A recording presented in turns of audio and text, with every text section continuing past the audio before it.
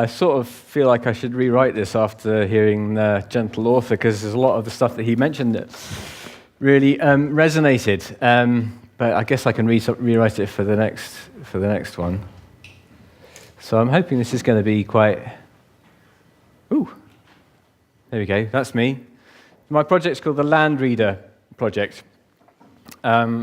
It's early days for this project, so I'm taking the first faltering steps towards it.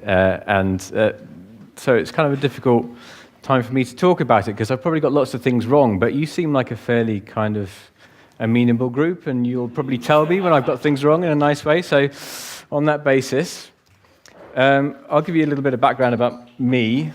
I've been a professional photographer for 20 years, and most of that time spent doing work for editorial and commercial clients on commission. People tell me what to do and what to photograph, and I go and do it. But over the years, I've built up a portfolio of work on sort of projects I've worked on.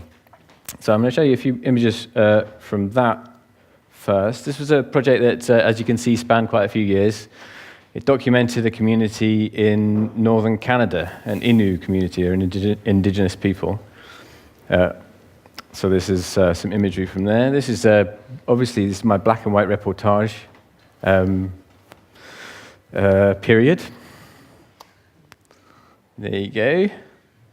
And then after that, I did a project which was commissioned by an opera company to produce some images for use in a live performance. And that performance was all about Romanian folk music. It's called Foyer Verde. Here are a couple of images from that.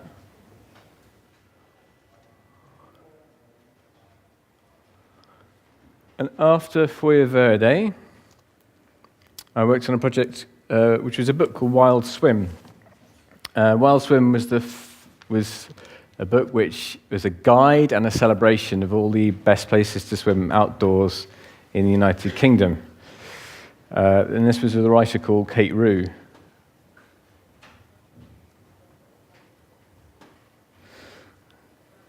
And was published and sold lots of copies and didn't make me very much money, but it was nice. After that, I worked on a project called Arbouretum, which is a kind of tribute to the hard-working trees of the city and how we abuse them and misuse them instead of celebrating and worshipping them. And then most recently, I worked on a project which is all about my local landscape, which is in the east of London and the Lee Valley. And this was about spaces that you kind of find in between natural spaces and man-made spaces, so liminal spaces. Now, I've shown you these images because I kind of felt honor bound to show you some pictures, but also to show you some kind of progression in my work, which is, as you can probably tell, broadly concerned with landscape. Which brings us to the Landreader project. It was when I was working on Wild Swim, a few of the places that we went to swim, I went on my own, and then I had to write up the experience for the book. And in the course of doing this, I realized that I didn't really have the landscape, the language to describe the landscape. Now, I grew up in rural Cornwall, surrounded by fields, and I kind of think of myself as a rural person, but it was a surprise to me to find out that if I was describing a journey from the car park to this, isolated Clin or tarn in the hills, I really couldn't do it well. I found myself using really bland words like, there was a path or, some hills and then some lumpy bits and there was a big rock. But they didn't seem like they were the words for these features. It felt to me like there were proper words for these features. And it was a surprise to me that I didn't know them. So I started collecting a few. And I thought probably there is a resource out there for people like me who don't have this kind of vocabulary, but who need it, like a thesaurus or something, but for geographical things. And so I went looking for it, and I couldn't find it. And I did find a really amazing book called Home Ground, which does exactly this, but for the American landscape. And it's got about 450 words, all written, entries written by different writers.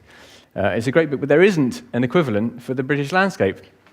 Now, this strikes me as patently ridiculous, because the British landscape is an extraordinarily varied landscape, It's got some of the most peculiar geological features to be found in a single country, in any country of the world. Plus, it has an amazing wealth of language. You just have to think about Welsh. There's Celtic influences. There are lots of influences from all over Europe. Plus, there's Gaelic.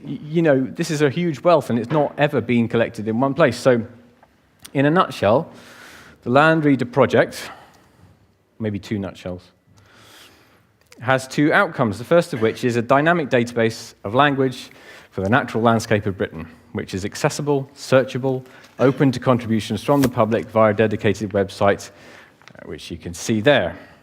And the second one, because I haven't quite removed my ego from this project, is a book, which is going to be called Uncommon Ground, for which there is a publisher, and that's going to take a selection of the features that are defined by the words in the database, and it's going to highlight those, so there'll be, kind of a photograph of each feature with a description of what the words mean for the landscape thing. Now, at this stage, I thought it might be quite useful to play a little game, because I know it's after lunch, you're probably feeling kind of tired, I don't want you to fall completely asleep. Now, the British members of the audience might remember a long-running TV game show called Call My Bluff.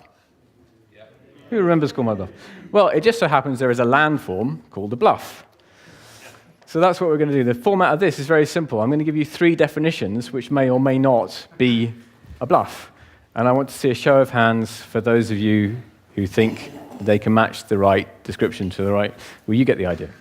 First of all, does anyone immediately know exactly what a bluff is?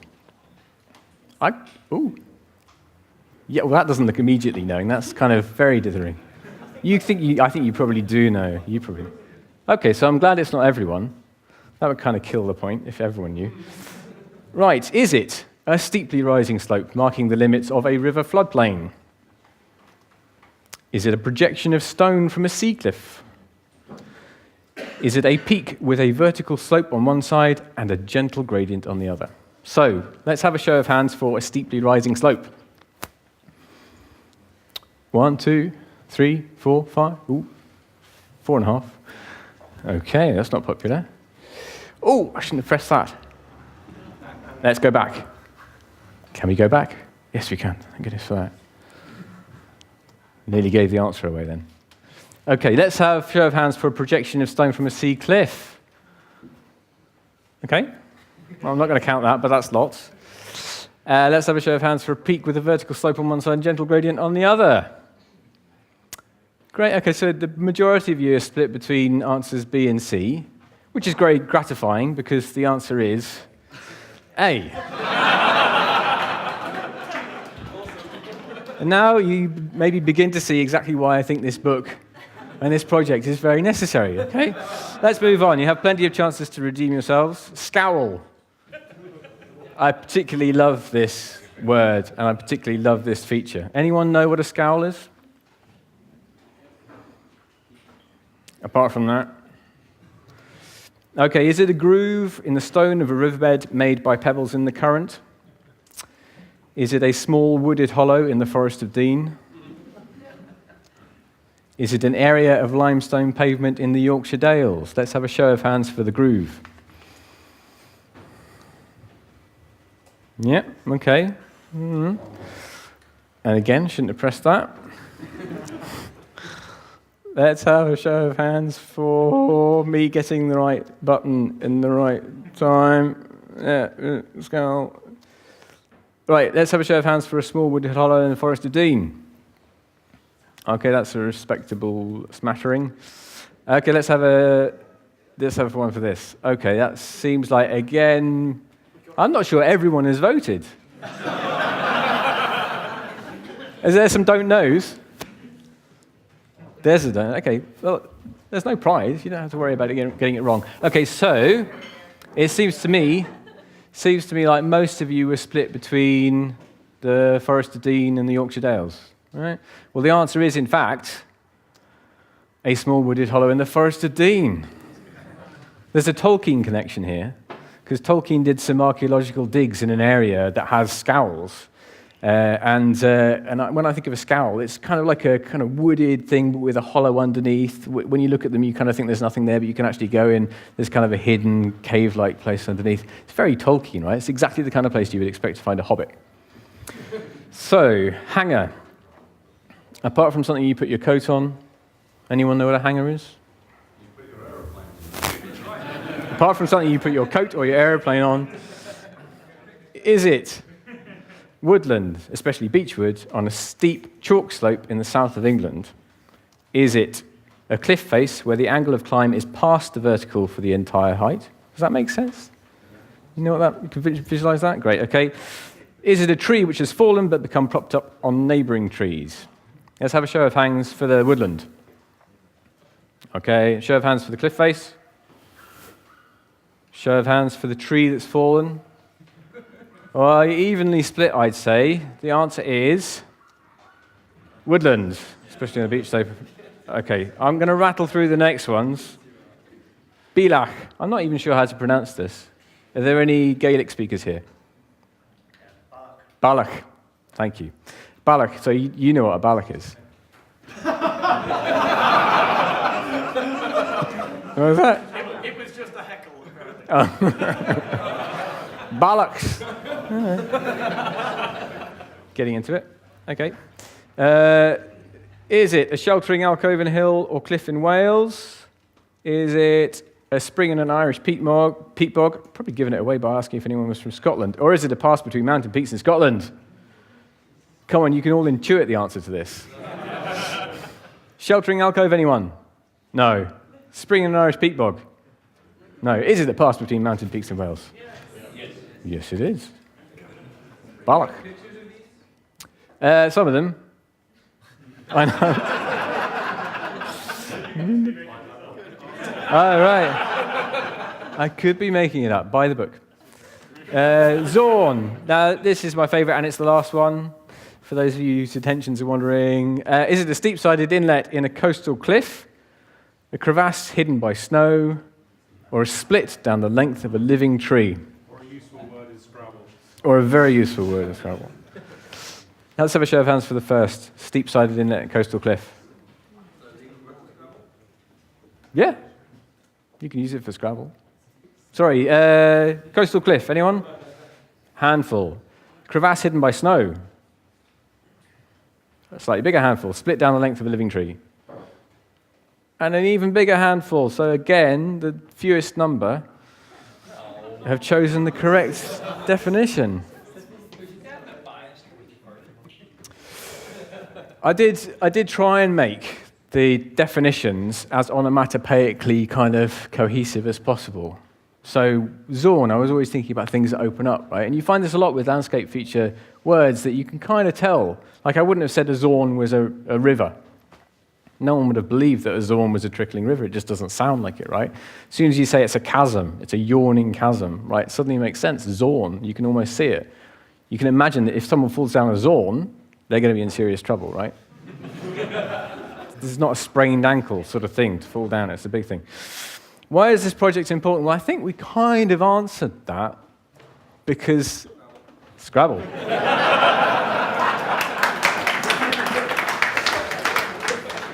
Bollocks.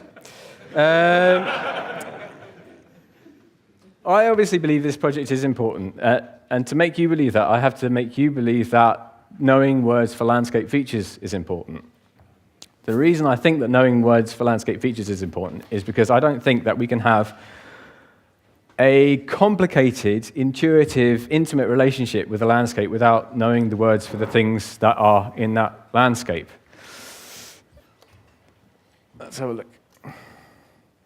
Many of these words are falling into disuse. Now, for obvious reasons, we don't live on the land in the same way that we used to live. You know, we live in cities, and so knowing the word for a deep chasm in a cliff is not that useful for us. You don't use it in every day. Your parents didn't use it. You don't pass it on.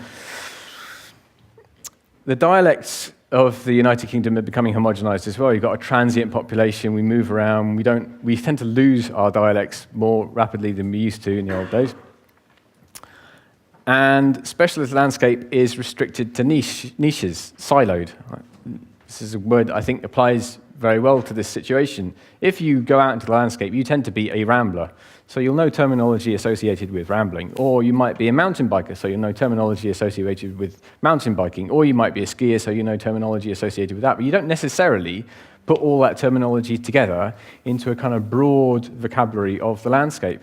And different niches have taken existing words and adopted them. So zorn is a word that's quite often used by mountain climbers, or rock climbers rather, to describe places that they climb. But because it's siloed into that community group, into rock climbers, it doesn't really bleed out. These are kind of discrete groups that don't extend outwards. Language is dynamic. What does it matter if we lose some words? I would imagine that might be a question that some of you would ask. Well,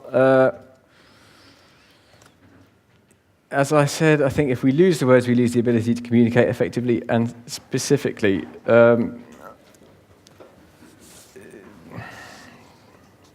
maybe that is obvious. More importantly, I think that our connection to the landscape becomes superficial. Instead of being able to describe what we see and where we're going, we tend to use the sorts of words that I was relying on when I was describing my Welsh landscape experience, kind of bland words, and then the landscape becomes a blandscape. Instead of talking about a particular kind of hill, we just talk about hills. And instead of talking about a particular kind of valleys, we talk about valleys. And pretty soon, the way that we communicate about the landscape becomes very infantilized and very superficial. And maybe most importantly, we lose poetry. And at this point, I wanted to read you something that was written by a nature writer called Paul Evans, who some of you may know, who wrote this as a plea to complicated and intimate language about wetlands. What about the burbling brook, beck, burn, bourne, stream, prill? What about the arterial rivulet, river, afon, meander, canal, waterway? And the drama of floods, flashes, washes, deluges, and soddenings? What about upswellings of oozes, seeps, flushes, springs, wells, fonts, and founts? And sublime tumble-downings of falls, cascades, torrents, pistils, spouts? What about the rude ditches, drains, dikes, flushes, channels, scrapes, and cuts? The glittering lakes, llyn, lochs, meres, fen, broads, and the intimacy of puddles, ponds, pools, tarns, cwm, corries, pingos, and flarks? And the dangerousness of swamps, sloughs, quagmires, swingholms, marshes, mosses, bogs?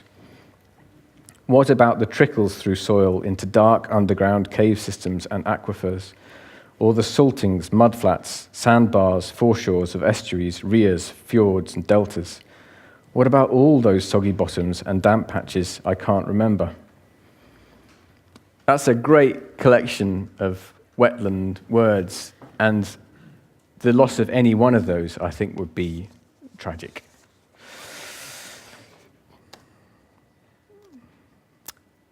I've, just as an added example to that, I've recently been working on fenland terminology, and just for your own interest, this is a selection of the many words that they have in the fens for mud. And these go, in case you need to use them, in order of solid to liquid. Squad. The squad is the kind of mud that gets stuck on your boot and won't come off. You know, the kind of thing. Slub. This is more kind of chocolate pudding consistency. Sludge, slur, and sluther. By the time you get to sluther, we're really just talking about muddy water. But in a place like the fens, it was obviously at one point very important to be able to describe the exact consistency of the mud you're talking about. Okay, we need some people to come and deal with this mud. What kind of mud is it? Is it squad or sluther? I mean, it's a completely different business. I'm hoping everyone's writing these down. I want to hear you using them in the conversation later. Now, I'm going to make a very, very quick attempt to broaden out this idea of landscape and language to other landscapes. I think it's kind of self-evident that the way that we talk about mapping and naming landscapes bleeds out into other disciplines. The imagery and structures of physical landscapes are often used to map and name new metaphysical landscapes. The business landscape, we talk about it all the time. The cultural landscape, we talk about it all the time. And it doesn't stop there. We talk about valleys and pits and troughs. I've noted down a few that I like. Watershed. It's a geographical term, and it limits the place where drainage basins work. But obviously, in common usage, it's used much more to talk about when you can and can't swear on television. Another favourite of mine is the uncanny valley, and I always picture this as a valley. It's one of ours. You like the uncanny valley? Yeah. Right. So you know what the uncanny valley is, but I picture it as a valley into which you put all those horribly CGI'd human beings languishing at the bottom of this valley. Confluence. It's to do with rivers, right? Obviously, kind of confluence, but what better word could there be for ideas and disciplines coming together? Mired. I'm often mired, and no other word would really do, and no other kind of illusion would really do, because there's nothing like getting stuck in a literal mire. And precipitous. Often think of tasks as being precipitous, usually down rather than up. The richness of the available language in one genre enriches the other. If we didn't have any of these words talking about the physical language, we wouldn't be able to employ them talking about other languages. And the act of mapping and naming landscapes creates deeper connections. This, I think, also feeds into an idea which I read in a book by a guy called Gaston Bachelard. He wrote The Poetics of Space. And one of the nicest concepts, he was an architectural writer, one of the nicest concepts he outlined in this book was the idea of a desire path. And this is a path that is created by the user rather than the designer of any space. It's always exemplified for me by the fact that when you go to moorland areas, if you're walking up hills, you will always find paths. Now, those paths aren't created by the authority that makes that you know, not created by Natural England. They're not created by the Parks Authority. They're created by sheep. Okay, sheep know where they want to go. They always walk the same way. They create these paths. They're desire paths.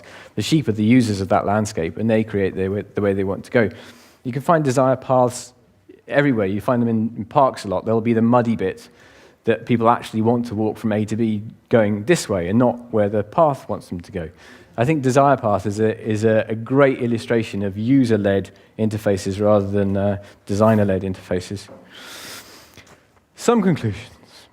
In conclusion, I believe the experience of landscape is complex, rich, and varied, and that language used to describe and map that experience should be similarly complex, rich, and varied, and that there's value in the detail, precision, and intimacy of that language.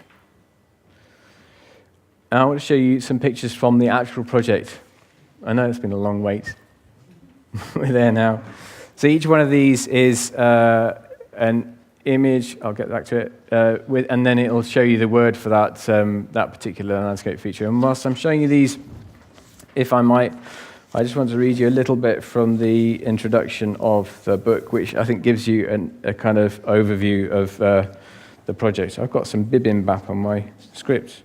When it gets to the end, there might be a bit that's just mostly about rice. Okay. Throughout my childhood, I accumulated a rough and ready knowledge of the countryside, and by the age of 12, I was allowed to roam freely over territory loosely defined as not too far. I knew this territory well, at least I knew it for my purposes. The trees for climbing, the places in the river for fording or swimming, and the illicit routes through gardens.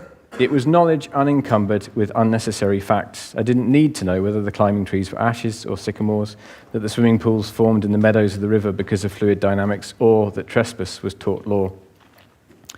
My knowledge was empirical and pertinent, but also superficial. And although a lot of what I'd known came back to me during my year of wild swimming, it was no longer as useful or as satisfying as it had been when I was a child. In particular, I found that my vocabulary for landscape was woefully inadequate. I hadn't needed, or more accurately wanted, to communicate about my wanderings before. I relied heavily on the single word out when faced with questions about where I'd been or where I was going. Full disclosure would have been an unacceptable limitation on my liberty, and worse, might have led to concrete restrictions. Things have changed since then, and now I did need and want to communicate, but when describing a journey across the Welsh hills, I seemed only to have the barest, blandest words at my command. There was a hill, then a dip, then some lumpy bits, and then it got stony. It felt like that game where you have to describe the Empire State Building without saying New York, America, or King Kong. I reasoned that there must be words for these details of the landscape precisely because I needed them to do what people must have needed to do for millennia, give directions, tell a story, or find a place. And so I began collecting words for landscape features, words like jackstraw, zorn, clatter, and logan, cowbelly, hum, and corrie, spinney, cast, and tor. As they accumulated in my notebooks, I saw that these words were as varied, rich, and poetic as the landscapes they describe. Many of these words go above and beyond the basic job description of a noun. Ooze does not just refer to an estuarial mudflat, it evokes it, as does gloop for a tidal blowhole and swash for the action of a wave on a beach. There are, of course, several words from different languages and dialects for common landscape features. A corrie in Scotland is a cwm in Wales and a coombe in England. You could fill a book with words for hill alone. Other features particular to one area are only named in that region's dialect, and sometimes the word is adopted elsewhere for related features. Where precision is needed, language has evolved to provide it. In Gaelic, there are words to describe mountain peaks by their sharpness, whereas equivalent specificity in Norfolk is given to degrees of waterlogging. Perhaps the most important role for the Landreader project is to rediscover those landscape words that are at risk of falling into obscurity, to record and collate as many as possible, and thereby to provide a reminder that there was a time when our ancestors read the lines on the land like a text. We can learn to read the landscape again, perhaps never as fluently as before, but maybe enough to make it more familiar, more ours. In order to belong to a place, and it to us, we must first name it. Thank you.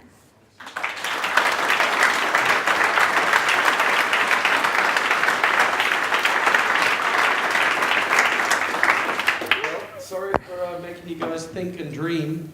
And thank you very much, Dominic. We You're have a very lot of welcome. time for questions because, as usual, I'm sort of, right on time.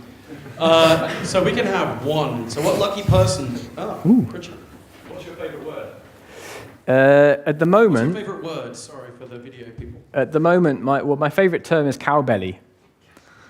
And cowbelly is sort of like a sensorial word as well as a descriptive word. And cowbelly is the bit of sediment that collects in the meander of a river. It's the finest sediment. It's where the river is going slowest, so the finest sediment is able to settle onto the bottom of the river. And it kind of settles in a way that it's not quite a solid, not quite a liquid. And when you wade into a river, in the summer, and you just meet that point where you're going in and your bare feet just touch into that sediment, you can't even really feel it, but what you can feel is a slight difference in temperature, and then you can feel your foot going down into the mud. So every time I hear cowbelly, it just, for me, conjures up this sensorial experience of putting your foot through that warm water into this cool sediment underneath. And cowbelly, what a beautiful word for that experience. Right? I don't really have a lot of experience of cows' bellies, but I imagine they're soft and lovely, right? And it just seems to be a great combination of imagery and so at the moment cowbelly, but it changes, day to day. Only at Monki Gras, folks. So cowbelly.